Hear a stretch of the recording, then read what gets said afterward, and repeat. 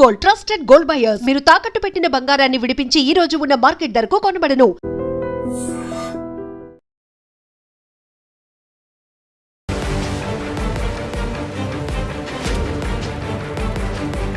నమస్కారం, welcome to I dream.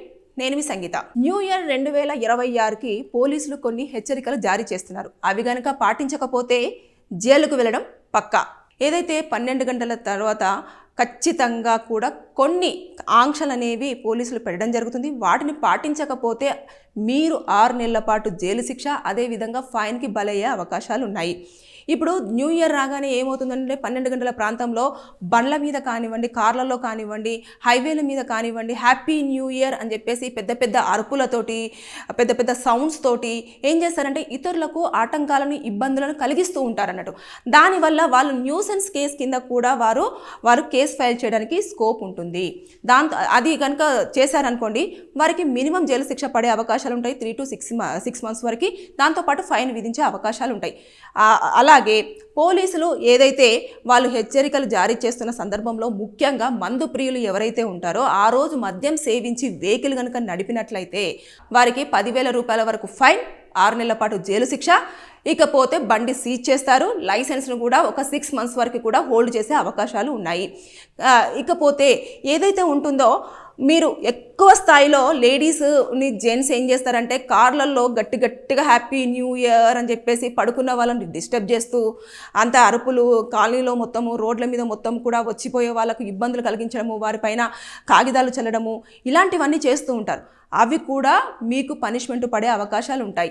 ఇకపోతే ఎవరెవరైతే న్యూ ఇయర్ రోజు కేక్ కటింగ్ కానివ్వండి, కొన్ని డీజేలు పెట్టేసి పార్టీస్ కానివ్వండి మీరు ఏర్పాటు చేసుకోవాలనుకుంటున్నారో ఆ లోకల్ పోలీస్ స్టేషన్ నుంచి ఖచ్చితంగా పర్మిషన్ లెటర్ అనేది తీసుకోవాలి. పర్మిషన్ లేకుండా కనుక మీరు 10 తర్వాత కనుక మీరు డీజే సౌండ్లు పెట్టడం కానివ్వండి, లేదు అనుకుంటే పెద్ద పెద్ద సౌండ్స్ చేయడం కానివ్వండి, మీరు పార్టీ సెలబ్రేట్ అంటే ఎక్కువ మంది అక్కడ గ్యాదర్ అయిపోయి కనుక పార్టీ సెలబ్రేట్ చేసుకున్నా కూడా మీ పైన కేసులు ఫైల్ చేయడానికి పోలీసులకు అన్ని రకాల రైట్స్ అనేవి ఉన్నాయి. ఈ న్యూ ఇయర్ సందర్భంగా ప్రతి సంవత్సరము హెచ్చరికలు జారీ చేస్తున్నప్పటికీ కూడా సరిగా వినకపోవడం వల్ల చాలామంది కేసులు ఫైల్ అయిపోయి కోర్టుకు వెళ్ళేసి ఫైన్లు కట్టడం కానివ్వండి, ఒక 3 నెలలు జైలు శిక్ష అనుభవించి వచ్చిన వాళ్ళు ఉన్నారు. కానీ అది ఎవరికి తెలిసి ఉండకపోవచ్చు. కానీ ఈసారి మాత్రము చాలా తీవ్ర స్థాయిలో కూడా ఎవరైతే సిపి సజ్జనార్ గారు ఉన్నారో ఆయన చాలా వరకు చర్యలు చేపట్టడం జరుగుతుంది. మొత్తం కూడా ఎక్కడెక్కడైతే నగరాలలో ఉన్నారో ఆ రోజు కొంచెము మత్తు పదార్థాలు కూడా ఎక్కువగా సేల్ అయ్యే అవకాశాలు ఉంటాయి. కాబట్టి దానిపైన కూడా నిఘా పెట్టడం అనేది జరుగుతూ ఉంది. కాబట్టి ఎవరైతే న్యూ ఇయర్ సెలబ్రేషన్స్లలో పార్టిసిపేట్ చేసేసి పార్టీలు చేసుకోవాలి, మందు తాగాలి, లేదంటే చాలా నిషాలు బాగా తూగాలి అని చెప్పేసి అనుకున్న వాళ్ళు మాత్రం అలర్ట్గా ఉండకపోతే అనవసరంగా మీరు జైలుకు వెళ్ళే అవకాశాలు ఉంటాయి.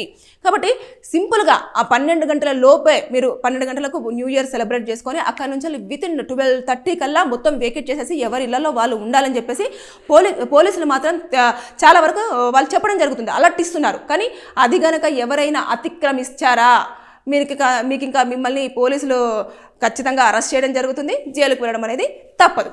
ఇవి పాటించని పక్షంలో కొంతమంది ఏం చేస్తారంటే వెళ్తారు, ఎక్కడో వెళ్ళేసి రోడ్లంతా బ్లాక్ చేసేసి దాని మీద కేకులు పెట్టేసి పెద్దగా పెట్టేసి ఆ కేకునంతా కూడా మనుషులను పూసుకోవడం కానివ్వండి, లేదంటే అతన్ని ఎవరో ఒకరి మీద మొత్తం కొట్టుకోవడం కానివ్వండి, అంత రచ్చ చేసేస్తూ ఉంటారు, మొత్తం డస్ట్ చేసేస్తూ ఉంటారు. ఇవన్నీ కూడా వారు క్యాలిక్యులేట్ చేస్తారు కంపల్సరీగా. అంటే వారు కొన్ని నిబంధనలు ఏవైతే పెడుతున్నారో అవి తెలుసుకున్న తర్వాత న్యూ ఇయర్ సెలబ్రేషన్స్కి అటెండ్ అవ్వడం అన్నా, లేదు అంటే న్యూ ఇయర్ సెలబ్రేషన్స్ చేసుకోవడం అన్నా, లేదు అంటే మద్యం సేవించిన తర్వాత వెహికల్ నడపడం అన్నా, ఇదంతా కూడా మీరు జాగ్రత్తలు కనుక తీసుకోకపోతే ఖచ్చితంగా మీకు పనిష్మెంట్ అనేది తప్పదు.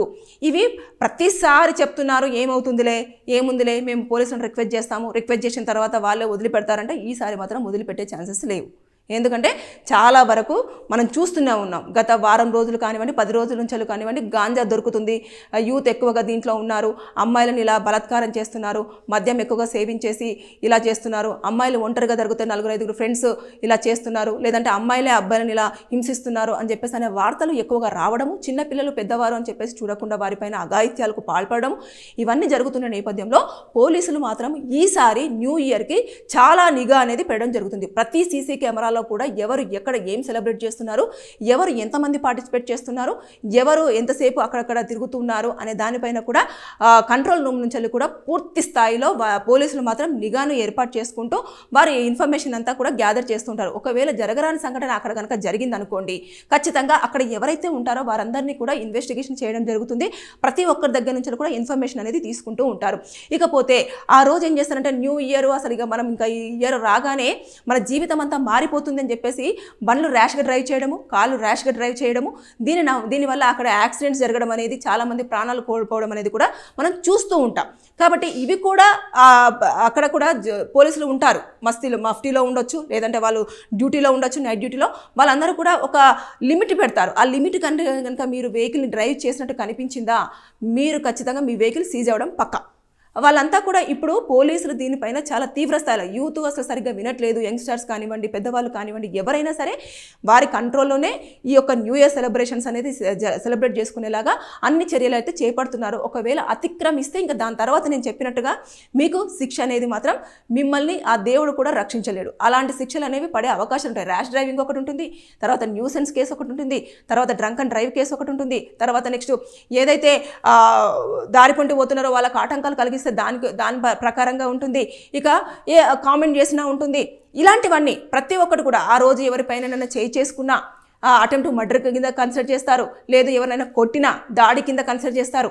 ఇవన్నిటిని కూడా మనం కన్సిడర్ చేసేస్తూ ఉంటారు. కాబట్టి పోలీసులు ప్రతి ఒక్క దాన్ని ఈ సెక్షన్స్ కింద అప్లికేబుల్ చేయడానికి వారికి అన్ని రకాల రైట్స్ ఉన్నాయి.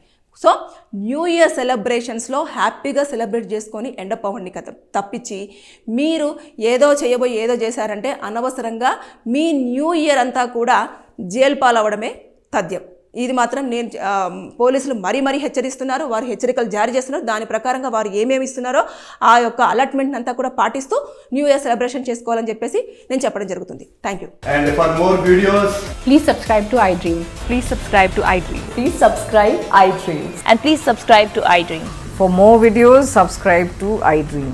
please like, share and subscribe to the channel. Congratulations, iDream. Subscribe to iDream. Subscribe to iDream. So subscribe to iDream Media.